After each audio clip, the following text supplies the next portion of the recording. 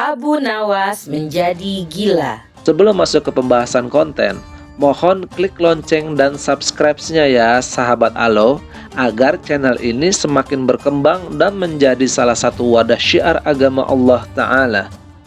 Ayah Abu Nawas adalah seorang hakim kerajaan Baghdad yang bernama Syekh Maulana Al-Baghdadi. Pada suatu hari, ayah Abu Nawas sakit parah dan akhirnya meninggal dunia. Abu Nawas dipanggil ke istana oleh Baginda Raja untuk memimpin pemakaman beliau. Abu Nawas memimpin upacara pemakaman ayahanda sesuai dengan yang diajarkan ayahnya. Maka, Raja bermaksud mengangkat Abu Nawas menjadi hakim atau penghulu menggantikan kedudukan ayahnya. Namun, mendengar rencana sang raja, tiba-tiba Abu Nawas berubah menjadi gila.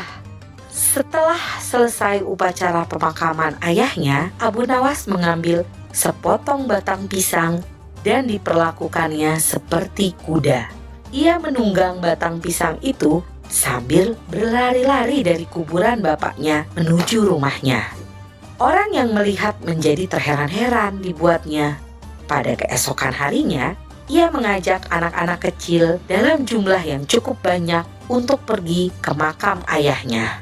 Dan di atas makam ayahnya itu, ia mengajak anak-anak bermain rebana dan bersukacita. Semua orang heran atas kelakuan Abu Nawas. Mereka menganggap Abu Nawas sudah menjadi gila karena ditinggal mati oleh ayahnya. Pada suatu hari, ada beberapa orang utusan dari Raja Harun al-Rashid datang menemui Abu Nawas. "Hai Abu Nawas, kau dipanggil Baginda Raja untuk menghadap ke istana," kata wazir utusan raja. "Buat apa raja memanggilku? Aku tidak ada keperluan dengannya," kata Abu Nawas dengan entengnya seperti tanpa beban. "Hai Abu Nawas, kau tidak boleh berkata seperti itu kepada rajamu," kata utusan raja. "Hai wazir, kau jangan banyak bicara. Cepat, ambil kudaku ini dan mandikan di sungai supaya bersih dan segar," kata Abu Nawas sambil menyodorkan sebatang pohon pisang yang dijadikan kuda-kudaan. Si wazir hanya geleng-geleng kepala melihat kelakuan Abu Nawas. "Abu Nawas, kau mau tidak menghadap raja?" kata wazir.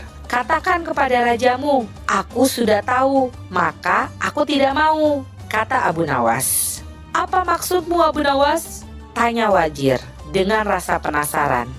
"Sudah, pergi sana, bilang saja begitu kepada rajamu," kata Abu Nawas sembari menyerok debu dan dilempar ke arah si wazir dan teman-temannya. Si wazir segera menyingkir dari halaman rumah Abu Nawas. Mereka laporkan keadaan Abu Nawas yang telah gila kepada Raja Harun al-Rashid.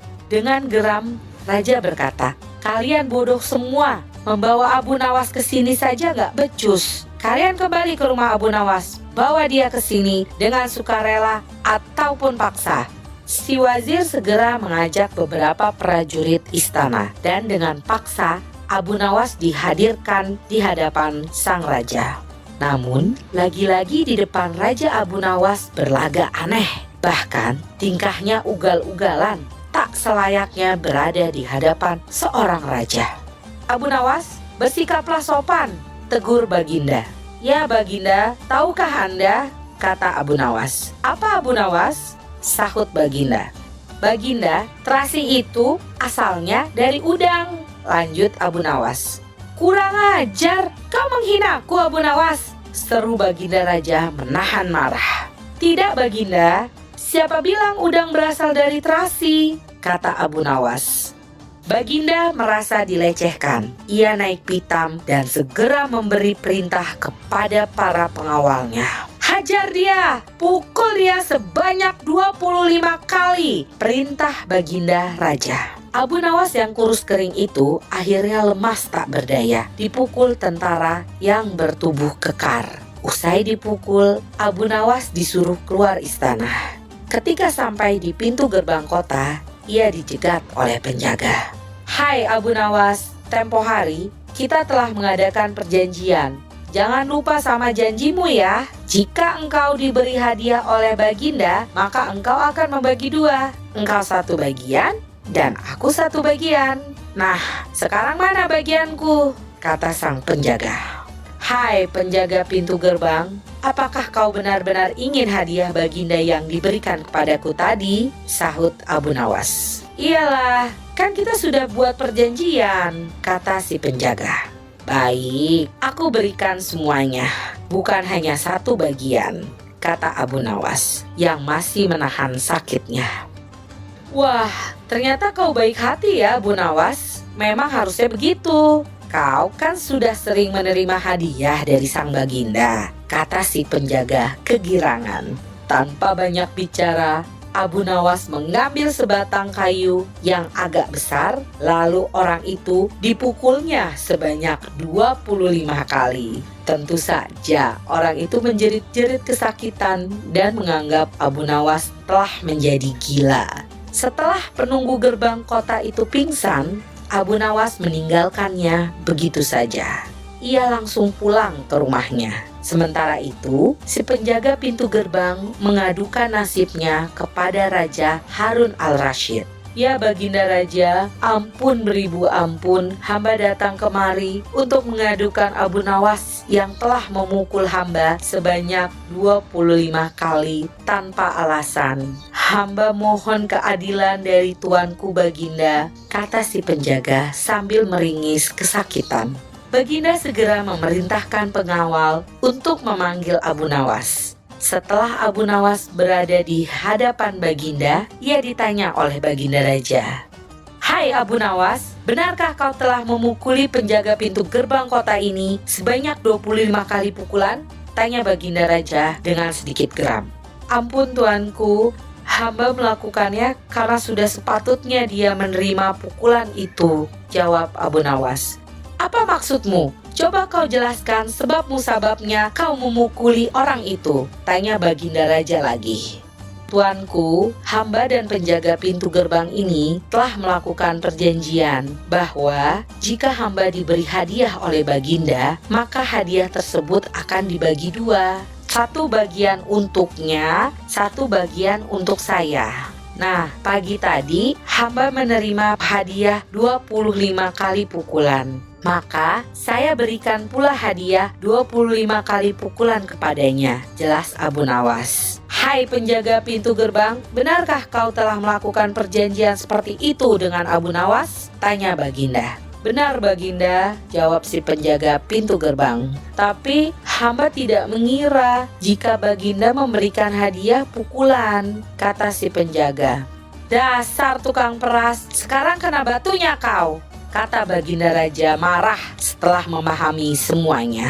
Abu Nawas tidak bersalah. Bahkan sekarang aku tahu bahwa penjaga pintu gerbang kota Baghdad adalah orang yang suka memeras. Kalau kau tidak merubah kelakuan burukmu itu, sungguh aku akan memecat dan menghukummu, kata Baginda Raja. Ampun tuanku, sahut si penjaga pintu gerbang gemetaran. Tuanku, hamba lelah tiba-tiba disuruh hadir ke tempat ini. Padahal hamba tidak bersalah. Hamba mohon ganti rugi sebab waktu istirahat hamba hilang karena masalah ini. Padahal besok hamba harus mencari nafkah untuk keluarga hamba, kata Abu Nawas melancarkan akal cerdiknya. Sejenak Baginda terkejut atas protes Abu Nawas. Jangan khawatir Abu Nawas, kata Baginda Raja. Baginda Raja kemudian memerintahkan bendahara kerajaan memberikan sekantong uang perak kepada Abu Nawas. Abu Nawas pun pulang dengan hati gembira. Tetapi sesampai di rumahnya, Abu Nawas masih bertindak aneh dan bahkan semakin nyentrik seperti orang gila sungguhan. Pada suatu hari, Raja Harun al-Rasyid mengadakan rapat dengan para menterinya. Apa pendapat kalian tentang Abu Nawas yang hendak kuangkat sebagai hakim? Tanya Baginda Raja kepada menteri. Melihat keadaan Abu Nawas yang semakin hari semakin parah otaknya, maka sebaiknya tuanku mengangkat orang lain saja sebagai hakim, kata sang Perdana Menteri memberi saran. Menteri-menteri yang lain juga mengutarakan pendapat yang sama. Tuanku, Abu Nawas telah menjadi gila, karena itu dia tak layak menjadi hakim, sahut para menteri. Baiklah, kita tunggu dulu sampai 21 hari, karena bapaknya baru saja meninggal. Jika tidak sembuh-sembuh juga, kita cari hakim yang lain saja, kata Baginda Raja, memutuskan. Setelah lewat 1 bulan, Abu Nawas masih dianggap gila.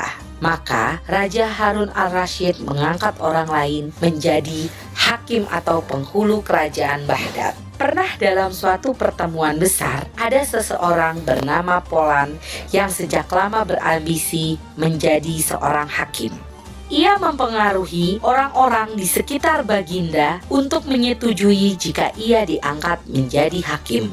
Maka tatkala ia mengajukan dirinya menjadi hakim kepada Baginda, maka dengan sangat mudah Baginda menyetujuinya. Begitu mendengar Polan diangkat menjadi hakim, maka Abu Nawas mengucapkan syukur kepada Tuhan. Alhamdulillah, aku telah terlepas dari bala yang mengerikan. Tapi sayang sekali, kenapa harus Polan yang menjadi hakim? Kenapa tidak yang lain saja? Kata Abu Nawas dalam hati. Alasan Abu Nawas berpura-pura menjadi gila untuk menolak menjadi hakim istana karena ketika ayahnya sakit parah dan hendak meninggal dunia, ia panggil Abu Nawas untuk menghadap. Abu Nawas pun datang menghampiri ayahnya yang sudah lemah lunglai. Hai anakku, aku sudah hampir mati. Sekarang ciumlah telinga kanan dan telinga kiriku, pinta ayahnya.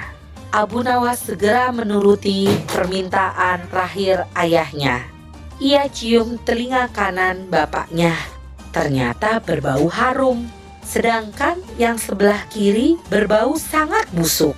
Sungguh aneh, telinga ayah yang sebelah kanan berbau harum sekali, tapi yang sebelah kiri baunya amat busuk, jelas Abu Nawas. Wahai anakku Abu Nawas, tahukah apa sebabnya hal ini bisa terjadi? Kata ayahnya mulai menjelaskan. Syekh Maulana, ayah Abu Nawas, mulai bercerita.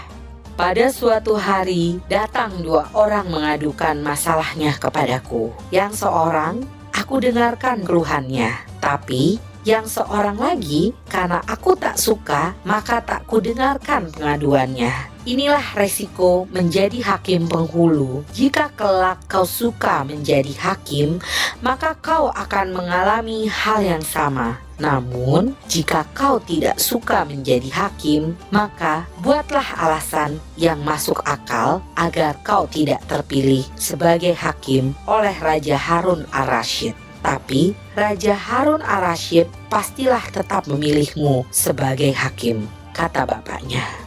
Oleh karena itu, Abu Nawas pura-pura menjadi gila hanya untuk menghindari diri agar tidak diangkat menjadi hakim atau penghulu yang pada masa itu kedudukannya sebagai hukum kerajaan.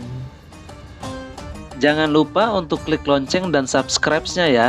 Semoga channel ini dapat bermanfaat untuk kita semua. Amin Allahumma amin. Wabillahi taufiq wal hidayah. Wassalamualaikum warahmatullahi wabarakatuh.